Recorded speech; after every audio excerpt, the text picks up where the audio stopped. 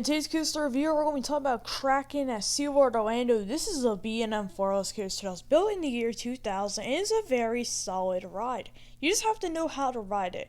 It features 7 versions, including the only Floorless coaster to feature 2 vertical loops. It also features a dive loop, 0G roll, and Cobra Roll, and including a single corkscrew, one of the most snappy corkscrews I've been on. This coaster could be enjoyable and could not. I know fans and people who absolutely hate it.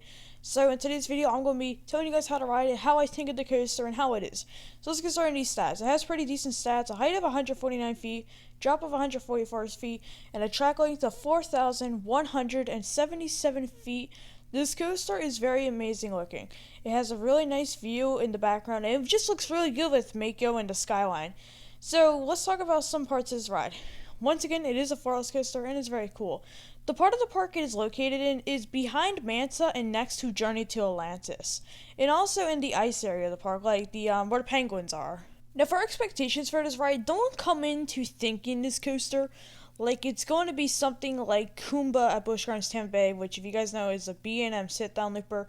So don't come in thinking it's going to be like Kumba. It is not as intense as Kumba, nor is it even close to as intense. And also, it doesn't really feature like the B&M Roar, and also just doesn't really feel the same compared to Kumba, if I'm being honest. You guys know, Kumba and Kraken are 2 of my home park coasters. So let's get started in this coaster. So when you walk through the queue line, you're just going to go into a bunch of switchbacks in the Kraken launch station, which is, remember, this used to be Kraken Unleashed, which used to have VR.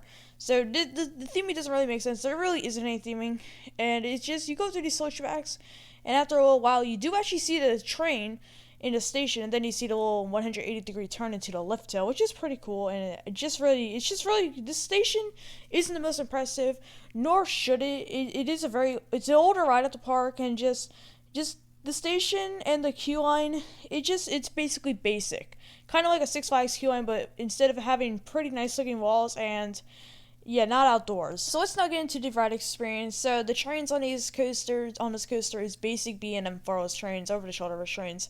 And after you board your trains, you're just going to pull them down, right up row, check them, and then the cool thing about this coaster is the floors will drop.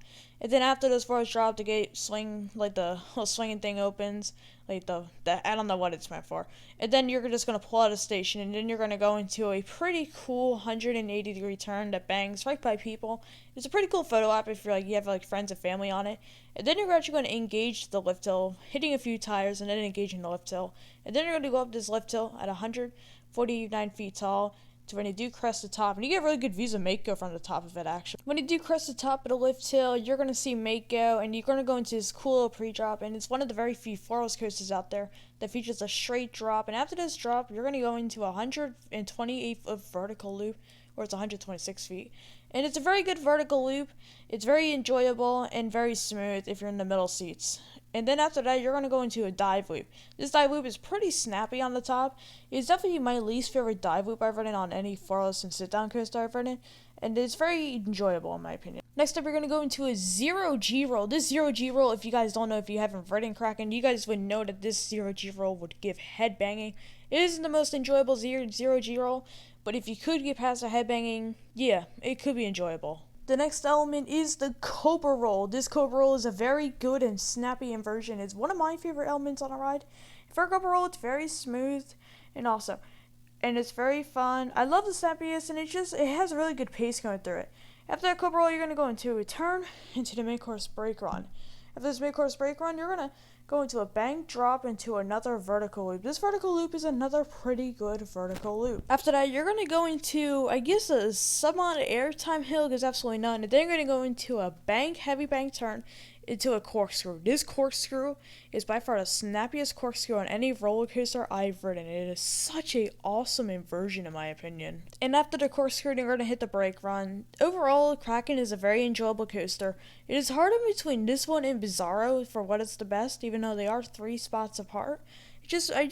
I'm really split on both. I really like both of their layouts, but I will compare Bizarro to Kraken when I do the Bizarro review very soon. So what I'm going to give Kraken? I'm going to give Kraken a 9 out of 10. The coaster is solid. Only thing I wish this coaster could have done better is maybe been a little bit smoother on the 0G roll. And some of my rides, I did get a little bit of a rattle at the bottom of the drop and the bottom of the vertical loop. So yeah, overall I think the ride's really good, and I'll see you guys in the next coaster video. This is the end of it. Like, comment, subscribe, and I'll see you guys in the next video, and bye.